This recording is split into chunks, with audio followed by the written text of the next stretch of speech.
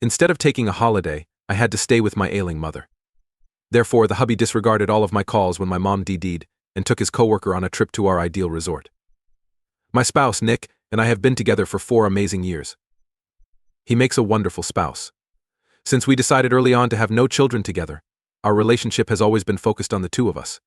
We've never looked back on that decision since we were both totally at ease with it. In a lot of respects, our life together has been rewarding. And we take pleasure in the independence and adaptability that come with not having to worry about raising children. Every year on the anniversary of our marriage, I want to organize a special event to honor our time together. It has been customary for us to anticipate a moment when we can both forget about the everyday grind and simply concentrate on one another.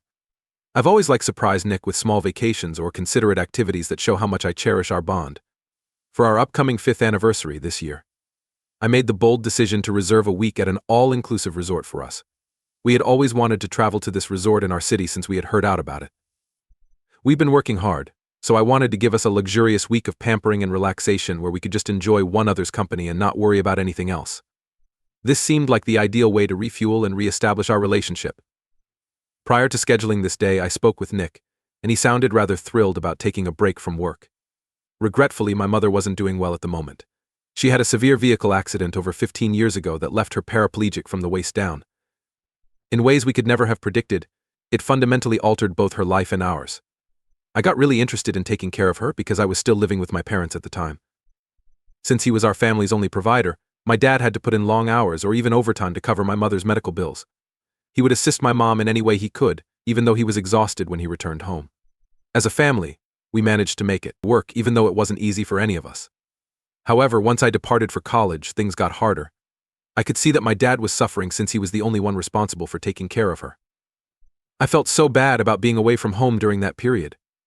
Despite my desire to assist, I was unable to be physically there for each of them since I was a college student. My dad never grumbled, but I could always sense the stress on his face when I visited. He was devoted to and loved my mother. But I realized he needed help since caring for someone is draining.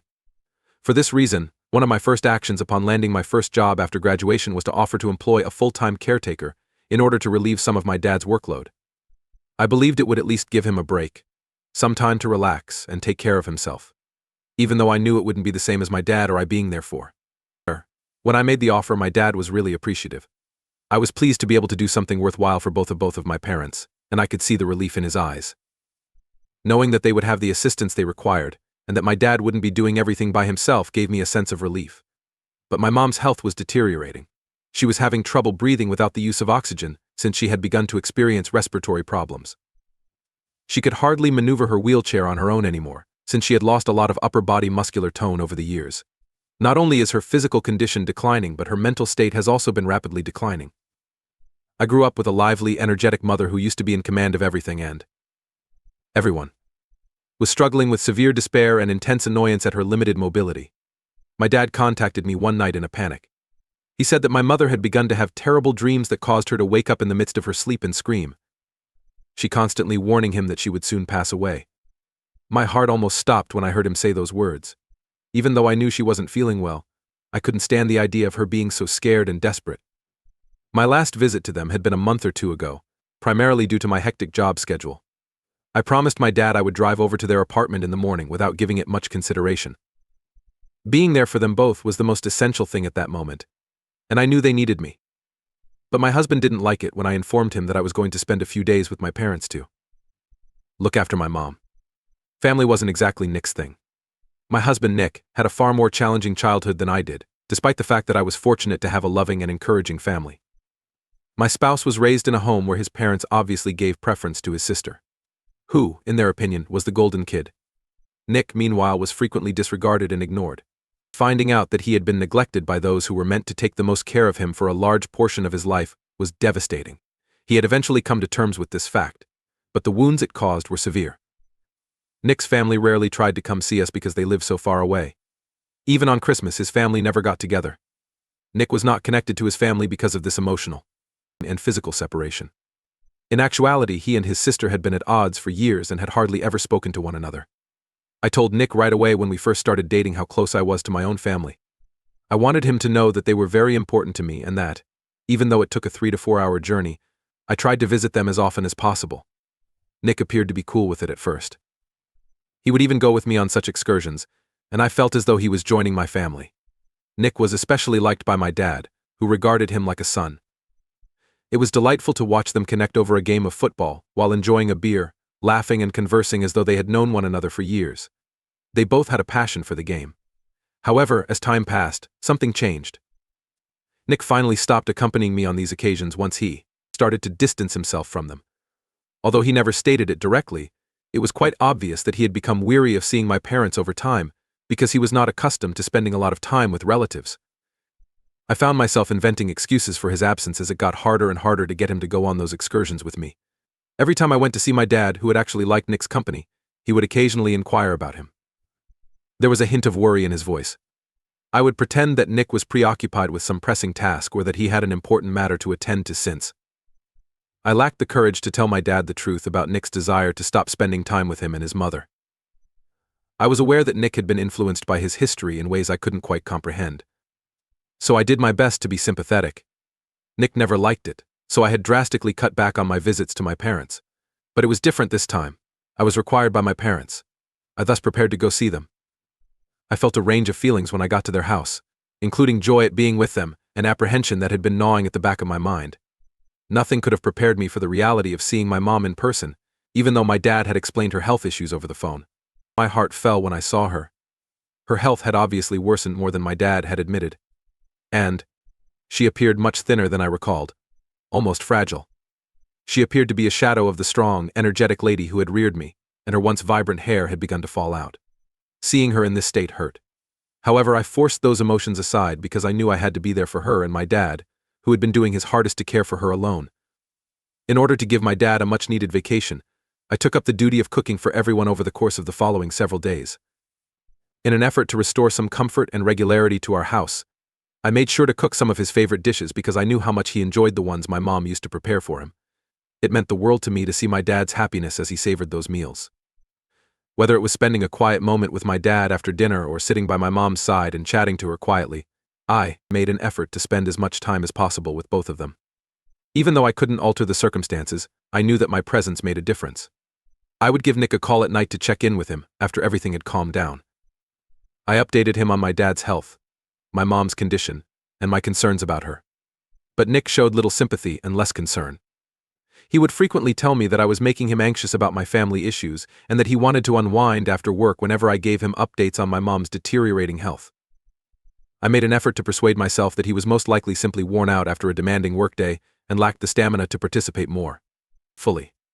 However, it hurt a bit inside of me. My mom's illness took a terrifying turn for the worse as our anniversary date drew near, and I wanted him to grasp the seriousness of what was occurring and to provide some consolation. She started throwing up bile and blood, had trouble staying hydrated, and had trouble falling asleep at night. To help her relax, I would spend hours at night listening to the radio with her. Seeing her go through this was horrifying. When we went to the doctor, he gave her medicine to help control her symptoms, but he also made it apparent that things were becoming worse. With a sad heart, I informed him that I was reconsidering going on vacation and asked when I would be driving back home so we could begin preparing for our upcoming trip. I mentioned that I wasn't sure if it was time for me to leave my mom because her health was fast deteriorating. This was not well received by Nick. He became irate and told me that he needed to spend time with me as well, and that a week-long trip wouldn't kill my mother. He continued by telling me how he felt abandoned and how I often put my handicapped mother before himself. I was very affected by his statements, and I had a rush of remorse. In a sense, he was correct. I was his wife, and our bond was significant. I could see why he was unhappy since he needed me as much as my parents did. On the other hand, I was terrified of leaving my mother while she was so unwell. I kept worrying that something horrible would occur while I was away, and I knew I would never be able to forgive myself if it did. With my heart back home, full with guilt and anxiety, how could I unwind and enjoy myself? I didn't want to argue with Nick, though. In an attempt to soothe him, I promised him that I would be home within the following 2 days, allowing us to proceed with our scheduled vacation. My mother began pleading with me to remain as soon as I plucked up the nerve to inform her that I would have to leave in a day or two to visit my husband. Her voice was so shaking with fear and vulnerability that I had never heard it before. She continued telling me that she felt something was wrong with her, and that she was afraid of losing me. Hearing that made me frightened. Even my father, who had always been the more reserved one, appeared to be rather worried. I could see that they both needed me more than ever since the dread in his eyes was the same as mine. I knew what I needed to do at that time. I couldn't replace this time with my mom when she most needed me, but I could always take a trip with my husband later. I told Nick the news later that evening. I firmly informed him that the trip would be cancelled and that I would be remaining with my parents. I hoped he would understand, even though I knew it wouldn't be simple. He screamed at me instead, calling my mother selfish for requesting that I remain. He warned me that I would regret my choice and that I was making a grave error. I begged for his understanding as I attempted to reason with him. I assured him that I would never put his parents' welfare ahead of a vacation if they were ever going through something similar. Just as I now had to assist my mother, I would have been by his side, helping him every step of the way. Nick wasn't prepared to comprehend, though, despite my best efforts to explain. He insisted that I was only wasting our holiday money without any justification. Seeing him in this state, so irate and unable to see my point of view, crushed my heart. However, I knew in my heart that it was appropriate to be with my mother. As much as I wanted Nick to comprehend the gravity of my choice, I also had to come to terms with the possibility that he may not, at least not at this time. But by requesting that I not cancel the reservations, Nick exacerbated our disagreement. He proceeded to inform me that he would be visiting the resort without me. As I took in his words, my heart fell. I questioned him, bewildered whether he was certain he would feel at ease spending a week by himself in the resort we had decided to go to for our anniversary. I reasoned that perhaps he hadn't given it any consideration and was simply expressing his annoyance. However, he informed me that he would not be alone since he would be bringing Bella, a female coworker, to accompany him. As I attempted to take in what he was saying, my mind was racing. For background, he had only known Bella for 2 years, and she was his subordinate at work. She was 7 years younger than him. Although I was aware of their closeness, I had never before been concerned about their connection. Nick's bond with her had always been transparent to me. I had never felt intimidated by their relationship, even when I saw them laughing together and exchanging inside jokes at work gatherings. I didn't really think about it until I heard that Bella called herself Nick's business wife. I assumed it was simply a casual crush, the meaningless type of flirting that happens at work. However, I never would have thought that Nick would propose to take Bella on a trip to commemorate our anniversary and marriage. What I was hearing was unbelievable. Nick continued by telling me that he would not forfeit his vacation time because I had chosen not to accompany him. I told him that taking a coworker on a trip that was meant for us, especially one who was his subordinate, was very improper. Nick countered that he had no other option because I was essentially leaving him. He stated he knew Bella would be there for him when he needed a vacation from work. His remarks were like a ton of bricks to me. He seemed to be punishing me for doing what I believed to be right. The man I married was fantastic. I was hearing these things from the man I loved. No longer was it just about the trip, it was about our relationship as a whole and the promises we had made to support one another no matter what. What had happened to us that he would prefer to take a vacation with a coworker than help me through one of the most trying periods of my life? I stayed up all night wondering about what might happen to us. I became aware of the major problems in my marriage. Nick's choice to go on this trip with Bella was an indication that something was seriously off between us, not simply that he was frustrated. I screamed back at Nick the next day when he insisted that I contact the hotel and modify the reservation to include Bella, rather than me. I told him that if he was truly serious about carrying out this plan, he should make these modifications on his own. I refused to assist him in removing me from our plans. I texted him all the booking information after the conversation, and then I broke down in tears because I felt so defeated. My dad came to check on me while I was crying, so I guess I was louder than I thought. He reassured me that I could return home if I needed to and softly inquired whether everything was all right. He would look after Mom. Still in tears, I told him I wanted to remain and shook my head. Why should I go back if Nick was actually carrying out this plan? It was intolerable to consider going back to a home where I was obviously not appreciated and where my husband had favored someone else over me. The life I had known, the one I had put so much effort into creating, seemed to be disintegrating. Ultimately, Nick and Bella did make it to the resort. He even dared to share many photos of them hiking, having drinks, and watching the sunset together on the internet while they were at the resort. I felt nauseous when I saw him and her grinning together in the pictures, just where we were meant to spend our anniversary. I soon received messages inquiring about Nick and my relationship from relatives and cousins who followed Nick on social media and had seen the pictures of him with this woman. Although their concern was sincere, it simply made me feel more ashamed. It was as though the secret suffering I was going through had been forced into the open for everyone to witness. I was completely bewildered, embarrassed, and nauseous. Nick was obviously intentionally making fun of me. I made every effort to persuade myself that perhaps Nick and Bella were just unwinding and relishing their holiday, and that nothing improper was taking place between them. However, I felt deep down that Nick's actions were wrong on a number of levels, regardless of how much I tried to justify them. It was more than the potential for a sexual encounter. It was all the treachery and its blatant immorality. He was punishing me for not accompanying him, and he showed no regard for our marriage. It was heartbreaking to realize that the person I had dedicated my life to could be so callous and resentful. Life sent me the most devastating blow just when I thought things couldn't get much worse. 3 days had gone after Nick had departed for our trip with Bella, and I was still coming to terms with the treachery when my mother died in the middle of the night. When my dad discovered her in the morning, the sound of his heartbreaking sobs shattered my sleep like a nightmare.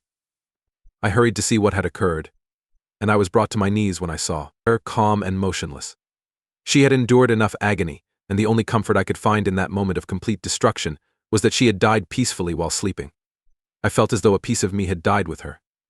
In some way, my dad was able to gather himself enough to call for an ambulance and start preparing the funeral preparations. During all of this, I felt numb and detached from reality. I was unable to think or function because the agony was so intense and overwhelming. How he achieved that is beyond me. Calling Nick was the only thing that sprang to mind. I longed to hear his voice and to find solace in the guy who was meant to be my lifelong companion. I called him while crying, hoping he would answer and support me during this most trying time. He didn't. May respond though. Not once. I repeatedly contacted him and left messages, begging him to return my call since it was essential. However, nothing was present, no answer. When I most needed my spouse, he didn't even bother to answer the phone. My friends and relatives came together to support me when my mother died away. They supported and loved me at the funeral, but I was hardly conscious of anything that was going on. I recall laying on my mother's bed in her room for hours on end, unable to move or look out. Even though my dad was mourning in his own manner, I was too miserable to check on him. My mother was gone, and she would never return. I kept thinking that I had made the correct choice by being with my mother in her final days, even in the midst of all the suffering and loss. I felt thankful that the cosmos had brought me to be with her. If I had really left her to take that vacation, I can't even begin to comprehend how bad I would have felt. My worst worries were validated when I eventually plucked up the courage to check on Nick on social media, because he hadn't returned my phone.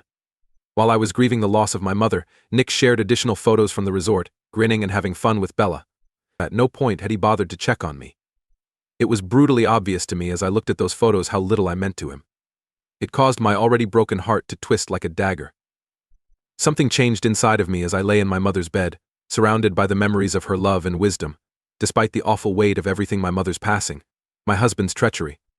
My mother had always been my mentor. She had taught me to be proud of who I was, to value myself, and to never accept anything less than what I deserved.